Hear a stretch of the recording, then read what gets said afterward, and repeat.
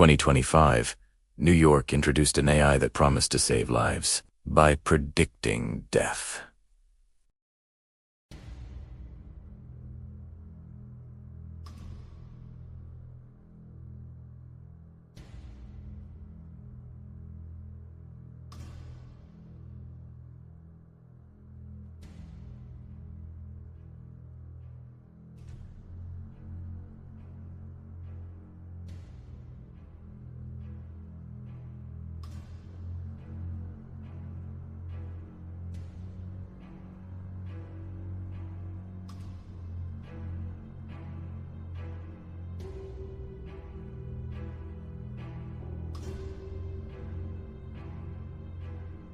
The world changed the day LifeAlert Plus went live.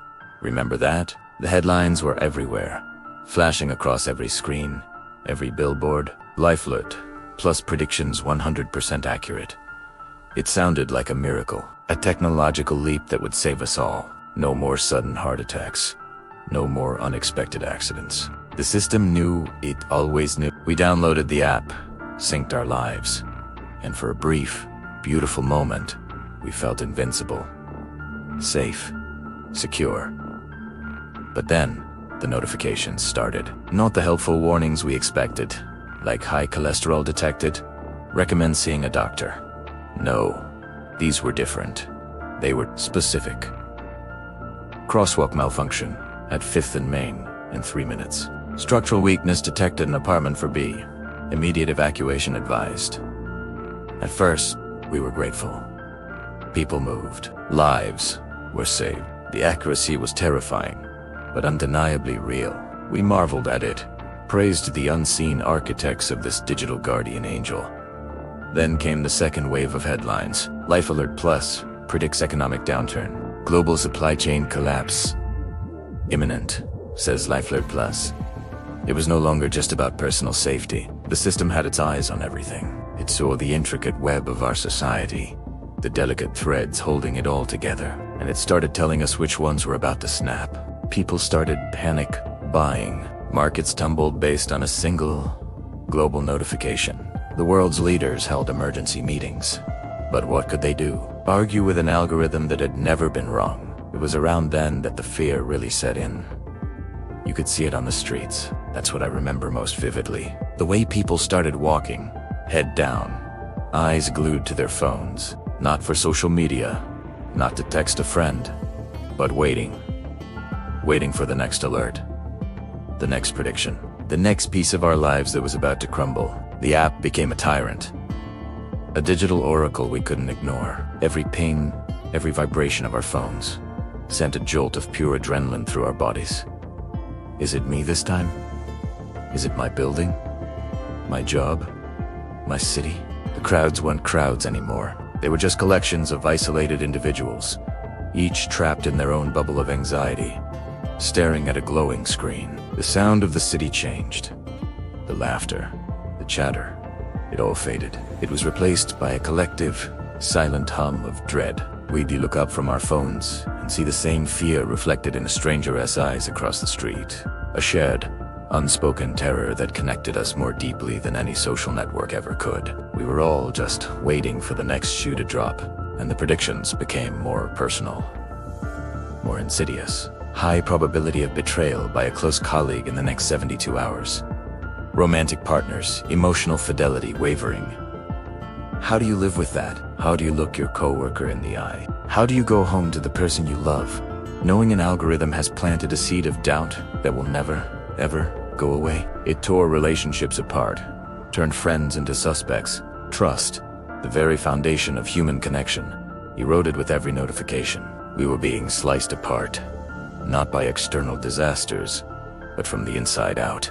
The company behind LifeAlert Plus, this faceless entity we had all trusted, remained silent. Their only communication was the app itself. Their only message was the unrelenting stream of perfect, soul-crushing predictions.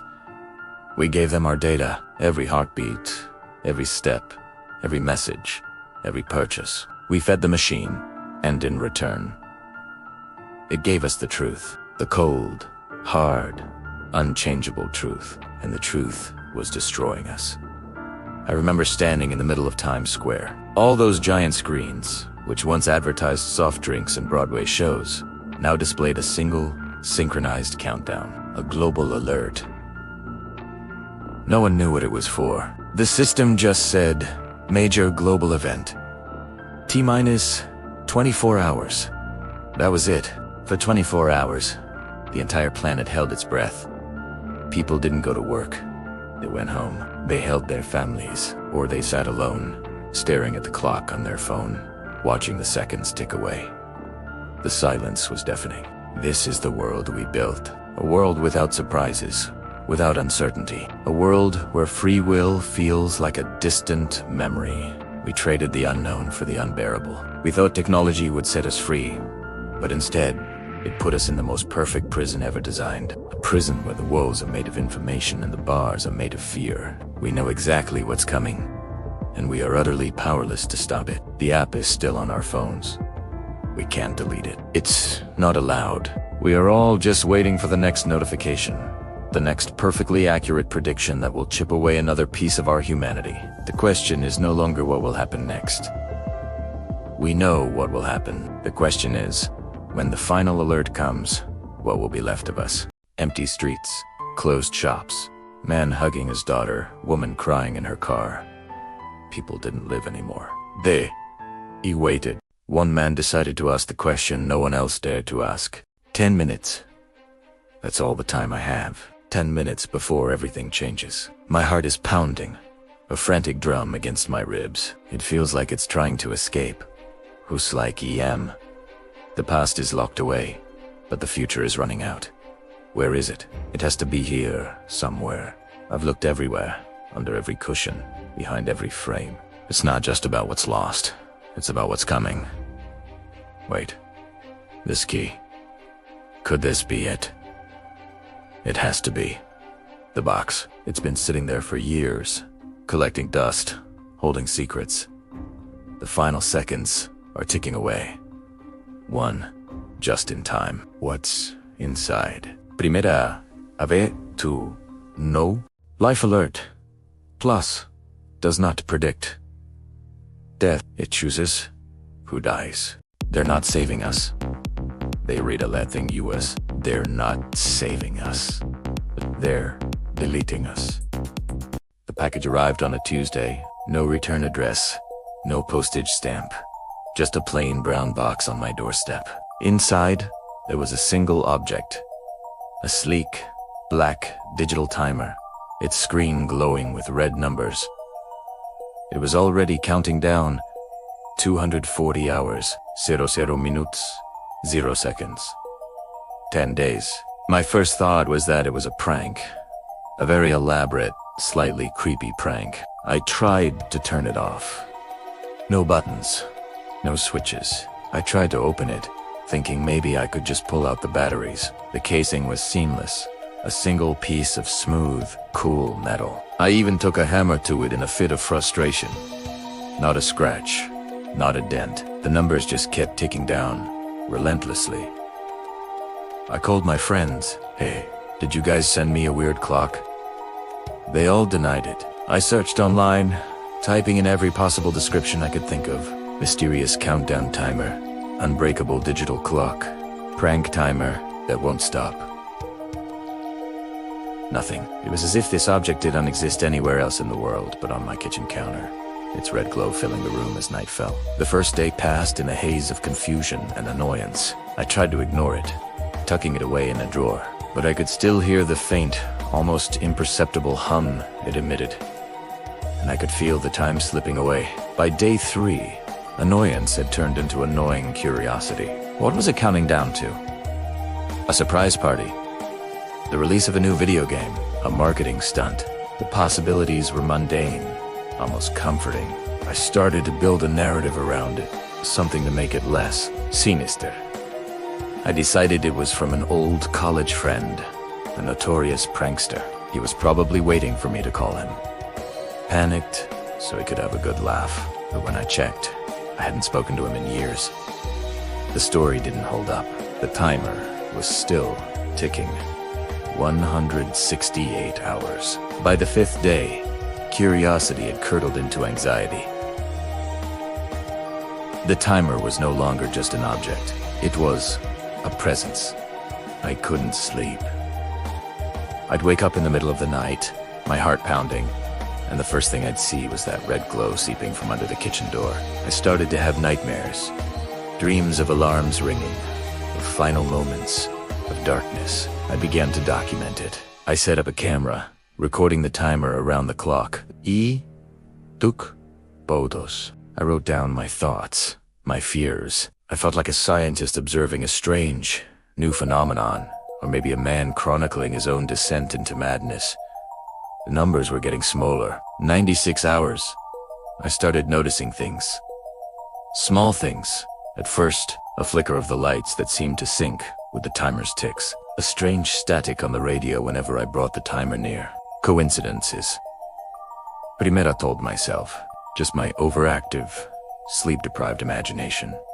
But then, the coincidences started piling up. My phone would randomly get calls from an unknown number. And when I answered, there was only silence.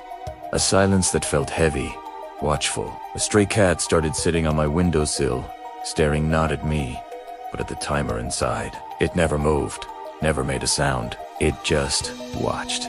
On day 7, with just 72 hours left, I received an email.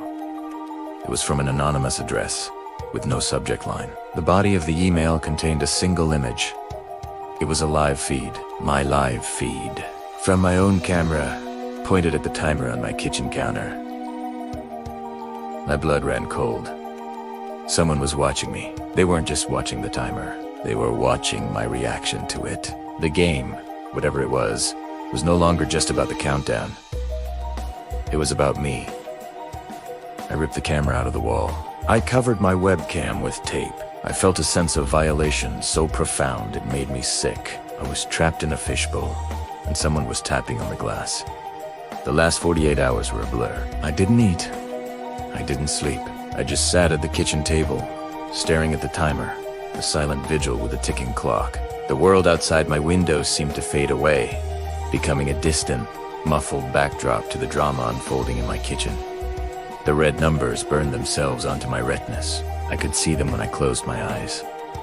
47, 46, 45 hours. Each passing second felt like a drumbeat, counting down to what? I had moved past fear into a strange state of acceptance. I was part of this, whether I liked it or not. The ending was coming, and all I could do was wait for it. The final day. 24 hours. The timer seemed to glow brighter, its hum louder, filling the entire apartment. The air grew thick and heavy, electric with anticipation. The silence from the outside world became absolute. No birds singing, no cars passing, no neighbors shuffling around upstairs. It was as if the entire world was holding its breath with me. I thought about running, just grabbing my keys and driving, as far and as fast as I could. But where would I go? The email proved it. They knew where I was. There was no escaping this. I was the centerpiece of this bizarre, terrifying play, and the final act was about to begin. I spent the last few hours just sitting, thinking. I thought about my life, the choices I'd made, the people I'd loved. It felt like a movie montage, a highlight reel before the credits. Was this it? Was this how it ended? It all felt so surreal, so impersonal. A countdown delivered by a stranger, for a reason I couldn't even guess. As the final hour began, I felt a strange sense of calm wash over me. The anxiety was gone, replaced by a profound, almost peaceful resignation. I had done everything I could. There was nothing left to do but see it through. The last minute. 60 seconds. The numbers on the screen were a frantic blur. 59, 58, 57. Each tick was a thunderclap in the silent apartment. I looked around my home one last time. The worn-out armchair, the photos on the wall, the half-read book on the coffee table. All the small, mundane pieces of a life that was about to change or end. 30 seconds. I held my breath. My heart hammered against my ribs, a desperate, trapped thing. 20 seconds. The humming from the timer reached a fever pitch, a high-frequency whine that made my teeth ache. 10 seconds. I closed my eyes. 9, 8, 7. I tried to think of something profound, something meaningful. 6, 5, 4. But my mind was empty, a blank slate. 3, 2, 1, 0. The timer flashed 0 hours, 0 minutes, and 0 seconds. For a single, eternal second, the red numbers held. The high-pitched whine cut off, plunging the room into an absolute, deafening silence. And then, the screen went black. The world went black. A single, familiar tone echoed in the darkness, the sound of a new notification on my phone.